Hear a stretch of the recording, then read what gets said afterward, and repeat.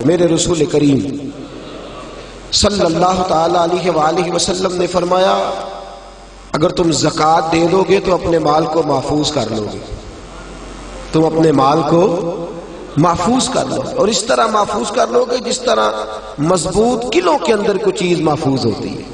زکوٰۃ دے دو گے تو تمہارا مال محفوظ ہو جائے گا، بچ جائے گا، پھر سال گزرنے پر زکوٰۃ دینی ہے۔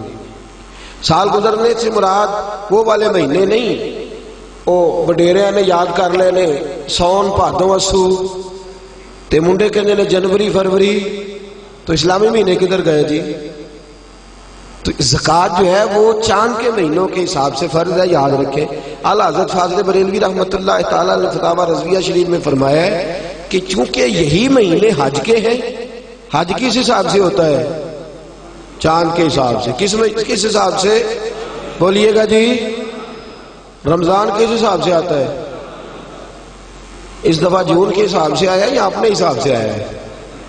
چاند کے۔ تو فرمایا اللہ تبارک و تعالیٰ نے ساری عبادات تیرے اوپر چاند کے حساب سے فرض کی ہے، تو زکوٰۃ بھی اسی حساب سے تیرے اوپر فرض ہوگی۔ جب سال گزر جائے گا تو زکوٰۃ تیرے اوپر فرض ہو جائے گا۔ اب جتنا بھی مال انسان کے پاس ایسا موجود ہے کہ جو اس کی ضروریات، فقہ کے اندر کہتے ہیں اس کو حاجات اصلیہ، وہ حاجات اصلیہ سے جتنا مال بھی زیادہ ہے، ایک آدمی کو ایک موٹر سائیکل کی ضرورت ہے اور اگر اس نے دو رکھی ہوئی ہے تو اسے دوسرے پر زکوٰۃ دینی ہوگی۔ ضرورت کتنی کی تھی؟ ایک کی، اس نے دو رکھ لی۔ جاگ رہے نا آپ لوگ، اللہ آپ کو جزائے خیر دے۔ تو دو رکھ لی اس نے، تو اس نے زکوٰۃ دینی ہے۔ اب زکوٰۃ کیا ہر سال دینی ہے؟ اگر ہر سال مال کے نصاب رہے گا، میں نے کہا تھا آپ کو تھوڑا سا توجہ کرنی پڑے گی، ہر سال وہ مال کے نصاب ہوگا اور سال کے شروع سے لے کر آخر تک اگر وہ مال کے نصاب رہا تو اس نے زکوٰۃ، درمیان کے اندر اگر کمی بیشی ہو گئی، یہ بات آپ نے غور سے سننی ہے۔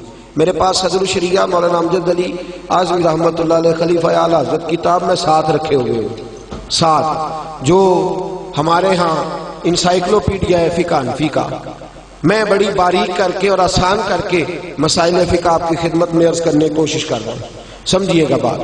ایک شخص کے پاس پیسے موجود تھے، 10 لاکھ روپیہ پڑا تھا اس کے اکاؤنٹ میں۔ اب اس کے پاس یکم رمضان کو 10 لاکھ روپیہ تھا، لیکن درمیان میں وہ 9 بھی ہوا ہے، وہ 8.5 بھی ہوا ہے۔ جب اگلے سال کا یکم رمضان آیا تو وہ پھر 10 لاکھ ہو گیا، وہ چاہے ایک مہینہ پہلے ہو یا ایک منٹ پہلے ہو، اس نے اس کی زکوٰۃ۔ اب وہ یہ نہیں کہہ سکتا کہ میرے پاس تو درمیان میں 2-3 دفعہ کم بھی ہوا ہے تو سال تو گزرا ہی نہیں۔ ہاں، مال فی نفس سے ہی ختم ہو جائے، بالکل ختم ہو جائے، رہے ہی نہ۔ ایک دفعہ 10 لاکھ کا 10 لاکھ ہی چلا گیا، اس کی جیب میں کوئی شے نہیں بچی۔ اب جب نئے سرے سے 10 لاکھ آئے گا تو سال اس حساب سے کاؤنٹ کیا جائے گا، تو اس پر زکوٰۃ دینی ہے۔ ہاں، اگر اس نے قرض دینا ہے تو پہلے قرض ادا کرے گا، پھر وہ زکوٰۃ دے گا۔ زکوٰۃ دینے کی بات آپ کی سمجھ میں آ گئی؟ کتنی دینی ہے؟ نصاب کتنا ہے؟ ویلو پھر سونے دی گل ہی کر دیو، اللہ میں چاندی دی بھی کیتی ہے، 52.5 تولے چاندی یا 7.5 تولہ سونا، اس پر زکوٰۃ آئے گی۔ سال گزرنے کے بڑا آسان رکھا ہے شریعت نے اس نے، اور جو ضروریات سے زیادہ چیزیں ہوں گی اس پر زکوٰۃ آئے گی۔ اور مال تجارت پر زکوٰۃ آئے گی، سن لیں کس مال پر زکوٰۃ آئے گی؟ سارے بول دیں ایک دفعہ آپ کو یاد ہو جائے، کس مال پر؟ مال، یعنی جو مال آپ نے انویسٹ کیا ہوا ہے نا، نفع پر نہیں آئے گی، سن لیں، مال تجارت پر ہے۔ یعنی جتنا دکان کے اندر مال پڑا ہے، کپنا جتنا پڑا ہوا ہے، برتن جتنے پڑے ہوئے ہیں دکان کے اندر، جس قدر سامان پڑا ہوا ہے سب کا حساب لگا کے زکوٰۃ دینی، سب کا حساب لگا۔ وہ اس طرح نہیں دینی زکوٰۃ کہ پرانے کپڑے نئے جو آئے تھے عید پہ وہ تو بک گئے، پرانے رہ گئے جن کو خریدتا کوئی نہیں، تو اب ارادہ کیا چلو یہ زکوٰۃ میں دے دیتے۔ اس طرح لن تنالوا البر حتی تنفقوا مما تحبون، فرمایا تجھے نیکی اس وقت ملے گی جب تو اپنی پیاری چیز اللہ کی راہ میں خیرات کرے، جب تو اپنی پیاری چیز اللہ کے راستے میں۔ اور سن لیں، جب کسی کو زکوٰۃ دیں گے تو اسے مالک بھی بنانا ہوگا۔ کیا کریں گے؟ اسے مالک بنانے سے مراد یہ ہے کہ آپ اس کے ہاتھ میں دیں گے کہ بھئی یہ تیرے ہیں، تو اپنی مرضی سے ان کو استعمال ہے. یہ نہیں کہہ سکتے کہ میں نے روٹی پکائی ہے چل کھا اور نکل جا، زکوٰۃ ہو گئی. اس طرح زکوٰۃ ادا. ایک صاحب بعض اوقات لوگ جو ہوتے ہیں وہ آتے ہیں، ایک دوست میرے پاس بھی آئے، کہنے لگے مدرسے میں زکوٰۃ دینی ہے، مجھے کوئی کام بتائیں مدرسے کا، وہ کام میں کر دوں. میں نے کہا آپ کہیں اور چلے جائیں. بھئی زکوٰۃ سے مراد یہ ہے کہ آپ اس کو مالک بنائیں، جہاں ضرورت ہوگی وہاں وہ اس چیز کو خرچ. تو میں نے کہا ویسے بھی اگر اعتماد اتنا تھوڑا ہو تو وہاں تو زکوٰۃ ہوتی نہیں کہ مجھے بتا دیں کہ میں کچھ کر دوں. تو میں نے کہا تھوڑا تھوڑا دوسروں کو بھی دیانتدار سمجھے. سب نے دنیا سے جانا ہے، اللہ کی بارگاہ میں حاضر ہونا ہے، آپ کہیں اور چلے جائیں. ویسے بھی ہم نے تھوڑا رویہ اور طرح کا رکھا ہوا ہے ان معاملات کے اندر، ہم ذرا ویسے ہی محتاط چلتے ہیں. تو عرض کرنے کا مقصد یہ ہے کہ آپ سامنے والے کو مالک بنائیں، اسے آپ مجبور نہیں کر سکتے. ایک مثال سنیے، اگرچہ کپڑے دینے سے زکوٰۃ ادا ہو جاتی، لیکن ایک آدمی کے پاس کپڑے تو ہیں، دوائی کے پیسے نہیں. آپ اسے زکوٰۃ دیتے ہیں، کہتے ہیں کپڑے خرید لے. اسے کپڑوں کی ضرورت ہے کہ دوائی کی؟ وہ بغیر دوائی کے اٹھ ہی نہیں سکتا چارپائی سے. آپ نے اسے پابند کر دیا ہے کہ تو نے کپڑے لینے ہیں، تو وہ کیا کرے گا؟ تو آپ اسے مالک بنائیں. اور پھر شریعت کہتی ہے کہ مستحب یہ ہے کہ ایک کو زکوٰۃ زیادہ دو تاکہ اس کا کچھ بن جائے. بلکہ حضرت عمر بن عبدالعزیز تو فرمایا کرتے تھے کس کو زکوٰۃ لگتی ہو تو اتنی دے دو کہ اگلے سال وہ خود زکوٰۃ دینے کے قابل ہو جائے. یہ جو بانٹنے کا طریقہ ہے نا 100 کر کے، وہ فقیر ساری زندگی، اور میں اکثر کہتا ہوں مانگنے والا بھی ساری زندگی اسی چکر میں رہتا ہے، اسی چکر میں. حاجی صاحب نے اس دفعہ آٹے کا توڑا دیا تو جاتی دفعہ کہتے ہیں اگلے سال بھی ساڈا خیال رکھے گا. او خدا کے بندے، اگلے سال بھی تیرا یہی پروگرام ہے مانگنے کا ہی، تو یہ دعا کیوں نہیں کرتا کہ یا اللہ اگلے سال مجھے دینے کی توفیق عطا فرما، مجھے ہمت دے اگلے سال میں دینے لگ جاؤں.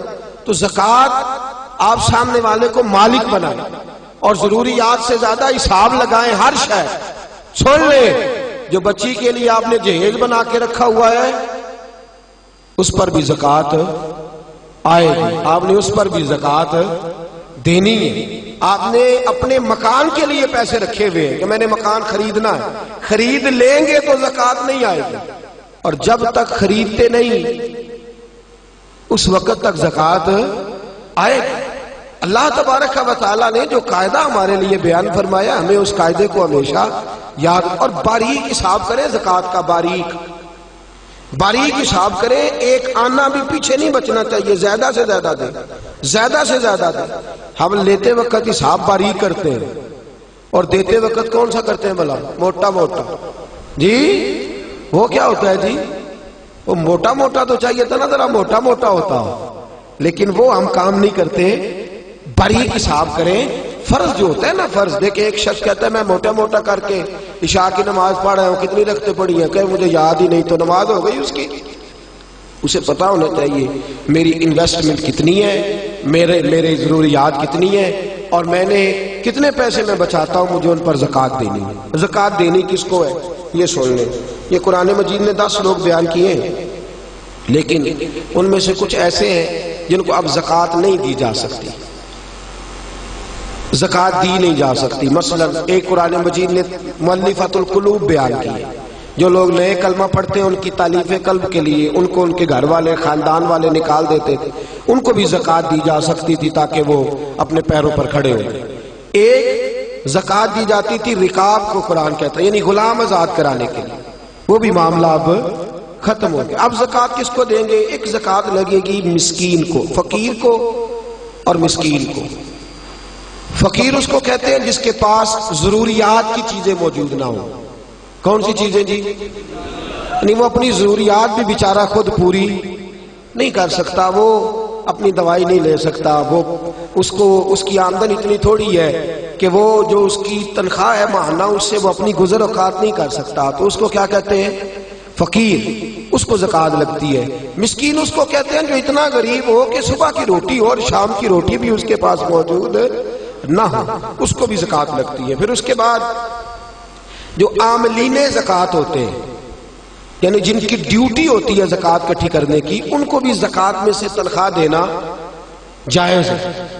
جو عاملین مقرر کیے جاتے تھے نا، اب تو اتنی زکوٰۃ اللہ خیر کرے ہوتی کافی زیادہ ہے، میرا خیال ہے دیتے نہیں لوگ ساری، تو وہ زکوٰۃ اکٹھی کرنا، اس کا پھر حساب کرنا، پھر اس کو تقسیم کرنا، تو ایک آدمی مستقل چاہیے ہوتا تھا اس کام کے لیے۔ تو عاملین زکوٰۃ جو ہوتے تھے ان کو بھی زکوٰۃ میں سے تنخواہ دی جاتی تھی۔ نبی پاک صلی اللہ تعالی وسلم نے دی ہے، صحابہ نے دی ہے، قرآن نے اس کی اجازت دی، ان کو بھی زکوٰۃ لگتی ہے۔ اسی طرح ایک قرآن مجید نے شخص بیان کیا جس کو غارم کہتے ہیں، یہ آپ نے بڑی توجہ کرنی ہے، اس کو خاص کر سننا۔ غارم وہ شخص ہوتا ہے جو مقروض ہوتا ہے، اور میرے نبی پاک صلی اللہ علیہ وسلم نے فرمایا مقروض بھی قیدی ہوتا ہے، تو اس مقروض کا قرضہ ادا کرنے کے لیے بھی زکوٰۃ دینا جائز ہے، اس شخص کو بھی زکوٰۃ لگ جاتی ہے، وہ بھی مستحق زکوٰۃ ہے کہ اس طرح قرض میں پھنس گیا ہے کہ دو قسم کے مقروض ہوتے ہیں، ایک وہ ہوتے ہیں جتنا مارکیٹ میں دینا ہوتا ہے اس سے زیادہ لینا بھی ہوتا ہے، اس کو آپ غارب نہیں کہتے، اس کا تو کاروبار ہے، وہ چل رہا ہے، دے رہا ہے، لے رہا ہے۔ لیکن کچھ ایسے غارب ہوتے ہیں جو پھنس گئے ہیں، الجھ گئے، ان کا کاروبار ڈوب گیا ہے، سرے سے بیچارے الجھ گئے، ان کو آپ زکوٰۃ دیں، ان کو نئے سرے سے میدان کے اندر کھڑا کریں۔ بعض اوقات ایسے اچھے بزنس مین ہوتے ہیں ملک کے اندر، ایسے اچھے کاروبار کرنے والے لوگ ہوتے ہیں، لیکن کسی وجہ سے الجھ جاتے ہیں، کسی وجہ سے الجھ جاتے ہیں، دیوالیہ ہو جاتے ہیں، لوگ ان پر پھبتیاں کستے ہیں، مذاق اڑاتے ہیں، الزامات لگاتے ہیں، لیکن یہ نہیں دیکھتے کہ بھائی تجارت وہ کر رہا تھا، وہ شخص الجھ گیا ہے کسی وجہ سے، اس کو آپ زکوٰۃ دیں، اس کو زکوٰۃ دیں۔ حضرت وہب ابن منبہ رحمت اللہ تعالی علیہ فرماتے ہیں سب سے زیادہ زکوٰۃ مقروض تاجر کو دو، اس لیے کہ تاجر ریڑھ کی ہڈی ہوتا ہے، اگر وہ کھڑا ہو جائے گا تو معاشرے میں کئی اور لوگ بھی کھڑے ہو جائیں گے، کاروبار ہوگا، فیکٹریاں لگیں گی، لوگوں کو روزگار ملے، تو سب سے زیادہ مقروض آدمی کا خیال رکھا جائے۔ پھر اس کے بعد فی سبیل اللہ، ایک ابن سبیل ہے، ابن سبیل کہتے ہیں مسافر کو، یعنی ایسا شخص جو گھر سے نکل آیا ہے، اس کے گھر میں مال بہت زیادہ تھا لیکن مسافر ہو گیا، جس جگہ وہ موجود ہے اس جگہ اس کے پاس پیسے موجود، ہاں اب یہ مسافر بھی مسافر نہیں رہے، اب تو 1 منٹ لگتا ہے، ایزی پیسے سے ہر چیز آ جاتی ہے، آن لائن ہو جاتی ہیں ساری چیزیں، تو یہ بھی اب حکم باقی، ہاں ایک فی سبیل اللہ لوگ ہیں، جاگ رہے ہیں آپ لوگ، ایک بار سبحان اللہ کہیے سارے، ایک فی سبیل اللہ لوگ، یہ کون؟ یہ مجاہدین اسلام ہے، وہ آدمی کھاتا پیتا ہے، ہٹا کٹا تگڑا ہے، لیکن جہاد کے لیے جا رہا ہے، اور اس کے پاس نہ گھوڑا خریدنے کے پیسے، نہ زرہ لینے کے، نہ تلوار لینے کے، اس کے پاس سرمایہ۔ اب آپ اس کو زکوٰۃ دیں گے اور یہ نہیں کہیں گے تو ہٹا کٹا ہے، تجھے کیسے لگ گئی؟ شریعت کہتی ہے کہ اس کو زکوٰۃ لگے گی، اس کو زکوٰۃ دیں گے۔ اسی طرح جو آدمی دین کے لیے وقف ہو جاتے ہیں، طلباء جو دین کے لیے وقف ہو جاتے ہیں، توجہ ہے آپ حضرات کی، قرآن مجید نے کہا کہ ایک جماعت ایسی ہونی چاہیے جو وقف ہو جائے، ڈیوٹی کرے، سن لے کان کھول کے، پھر کہے سبحان اللہ، سارے بولیے۔ یہ جگانے کے لیے کہہ رہا ہوں، داد لینے کے لیے نہیں کہہ رہا، اس میں فرق ہے دونوں چیزوں میں، یاد رکھیں۔ اثر کرے نہ کرے سن تو لے میری فریاد، نہیں ہے داد کا طالب یہ بندہ ہے آزاد۔ ایک فی سبیل اللہ وہ لوگ، وہ طلباء جو دین کے لیے وقف ہو جاتے ہیں، دین کا کام ہمہ پہلو ہے، یاد رکھ لیں، یہ مکمل ڈیوٹی مانگتا ہے، بلکہ اگر کوئی ہماری طرح نہیں، کوئی صحیح دین کی ڈیوٹی کرنے والا شخص ہو تو کم از کم ایک دن کے اندر 18 گھنٹے چاہیے دین کا کام کرنے کے لیے، یہ تھوڑا سے تھوڑا وقت ہے، ہمہ پہلو ڈیوٹی دین مانگتے ہیں، ہمہ پہلو۔ اگر کسی نے 1 گھنٹہ بات کرنی ہے تو شاید اسے 8 گھنٹے اس پر ریسرچ کرنی پڑے، ہمہ پہلو، ہمہ پہلو۔ اور پھر کوئی کس قسم کا سوال کرتا ہے، کیا کرتا ہے، اس نے فوری طور پر، اور یہ کیمسٹری، فزکس، بیالوجی پڑھانا آسان ہے، صرف نحو پڑھانا بڑا مشکل کام ہے، یہ بڑا مشکل ہے۔ اصول فقہ کے مسائل اتنے خشک ہوتے ہیں، آپ کو جو علماء جلالی نظر آتے ہیں نا، اصل بات یہ ہوتی ہے کہ وہ فقہ کے مسائل اتنے کڑوے ہوتے ہیں کہ مزاج سخت ہو جاتا ہے، یہ بڑا کٹھن مرحلہ ہے۔ ہمارے ہاں بڑی پریشانی ہے، درس نظامی کے 5 بچے ہوں نا اور وہ مکمل عالم بن جائے تو 5 ضلع سنبھال لیتے ہیں۔ ایک عالم دین کتنا علاقہ سنبھالتا ہے؟ ایک پورے ضلع کی ذمہ داریاں ایک عالم پوری کرتا ہے۔ لوگوں کے فقہی جزوی روحانی مسائل تک جو جامع شریعت اور طریقت لوگ ہوتے ہیں وہ تو ڈبل ڈیوٹی کرتے ہیں عام آدمی سے. وہ ورد وظیفے کی ڈیوٹی بھی کرتے ہیں, روحانی تربیت کی بھی اور دوسری بھی.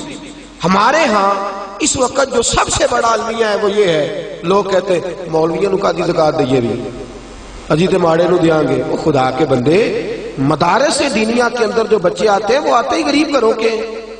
ہمارے پاس یتیم بچے ہوتے ہیں, اکثر ایسے بچے ہوتے ہیں جو اسکول کی فیس نہیں ادا کر پاتے, وہ یہاں آ جاتے ہیں. اور اتنی قسم پرسی کا عالم ہے, اتنی قسم پرسی کا عالم ہے. میں کسی اور کی بات نہیں کرتا, اپنی بات کرتا ہوں. ہمیں بعض اوقات چوتھے پانچویں سال میں بچے بھیجنے پڑتے ہیں, سرمایہ ہی نہیں ہے. ایک بڑے معتبر عالم کو بٹھا کے اس سے تربیت دلانے کا اتنا سرمایہ ہی نہیں ہے. لاکھوں روپیہ ماہانہ خرچ ہوتا ہے, بچوں کی فیسیں ہیں, کتابیں, لیکن لوگ اس جانب توجہ. ویسے بھی اللہ خیر کرے, سنیوں نے خرچی بڑی جگہ پہ کرنے ہیں, عرس پہ بھی دینے ہیں, نعت خاں کو بھی دینے ہیں, قوال کو بھی دینے ہیں, اور بھی بڑی جگہ ہیں. مفتی احمد یار خان صاحب فرماتے ہیں خرچ نجدی بر علوم و درس گاہ اور خرچ سنی بر قبور و خان کا. کہتے ہیں بعد مذہب ساری زندگی علم اور درس گاہ پہ خرچ کرتا ہے, اور سنی اللہ خیر کرے تو مزار ہی پکے کراتا رہتا ہے. وہ گنبد ہی نیا بنتا ہے, اور ابھی بابا جی نے دفن ہونا ہوتا ہے اس سے پہلے ہی انہوں نے سنگ مارمر لگوا لیا ہوتا ہے. وہ خدا کے بندے, ہو سکتا ہے تو مدینہ ہی مر جائے, وہاں گیا عمرے پہ وہیں رہ جائے. یہ کس قسم کا مزاج ہم نے اپنایا؟ ہماری درس گاہیں ویران ہیں, علماء کی کتابیں لکھی بھی پڑی ہیں, چھاپنے کو سرمایہ نہیں. حالات دگرگوں ہیں. دین کا کام کرنے والے کچھ لوگ تو ایسے ہیں میری طرح جو دو چار جملے بول دیتے ہیں, عوام میں آ جاتے ہیں. کچھ ایسے لوگ ہیں جو خالص علمی لوگ ہیں, بیٹھ کے پڑھا رہے ہیں, ساری زندگی گزر جاتی. ہم نے اپنے استاد گرامی حضرت مفتی عبداللطیف صاحب قادری رحمۃ اللہ علیہ کو دیکھا ہے. مفتی صاحب پوری ڈویژن کے استاد تھے, ڈویژن کے استاد. حضرت الحاج حافظ حمید اختر صاحب رحمۃ اللہ تعالی علیہ سے لے کر حضرت شبیر شاہ صاحب حافظ آبادی تک